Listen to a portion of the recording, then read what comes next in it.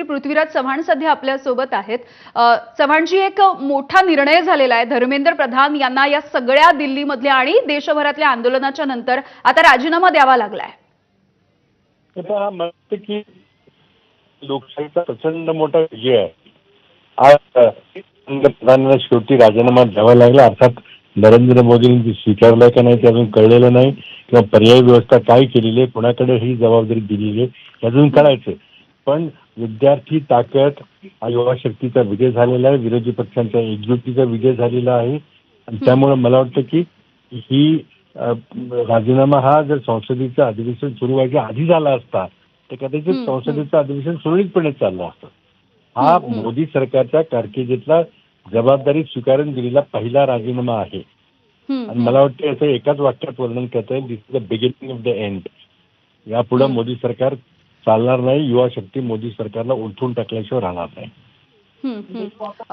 चव्हाणजी, जसं तुम्ही आता म्हणताय की युवा शक्ती ही तरुण पिढी रस्त्यावरती उतरलेली दिसली, एक वेगळ्या पद्धतीचं आंदोलन खरं तर संपूर्ण देशानं म्हणजे अशा पद्धतीचं आंदोलन पहिल्यांदाच अनुभवलेलं आहे या पिढीचं।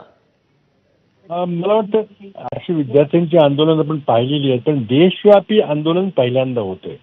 आपण मंडलच्या वेळेला आंदोलन पाहिलं, गुजरात मधलं विद्यार्थ्यांचं आंदोलन पाहिलं, आणि अशा प्रकारे शेतकऱ्यांचं आंदोलन पाहिलं, पण देशव्यापी आंदोलन, कारण युवा ही ताकद देशाची ताकद आहे। ही एका विभागाची, एका जातीची, एका धर्माची, एका भाषेची हे आंदोलन नव्हतं।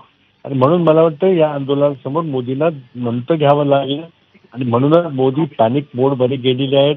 रात्री 12 वाजता व्हिडिओ जारी करून फ्रेंड्स म्हणून युवकांना संबोधतात। त्याचा अर्थ तुम्ही आधी का नाही केलं सगळं? 45 लोकांना तुम्ही काढून टाकलं, शिक्षण सचिवांना हटवलं, तुम्ही हे सगळं आधी का नाही केलं? 142 पेपर लीक झाले तुमच्या कारकिर्दीमध्ये, ते आपोआप झालेले नाहीत।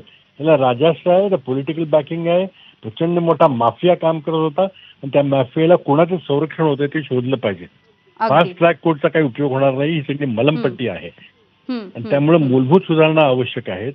ते मोदी सरकार करेल का नाही माहिती नाही, नाही केलं तर मग सरकारला जनतेच्या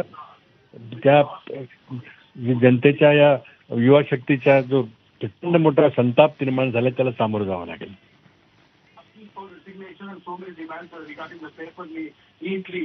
हो हो, अगदी। त्यामुळे तुम्ही जसं म्हणताय की केवळ मलमपट्टी आवश्यक नाहीये, तर ही सगळी व्यवस्था सुधारण्याच्या दृष्टीने देखील प्रयत्न करणं आवश्यक आहे। खूप खूप धन्यवाद तुम्ही बोललात यासाठी।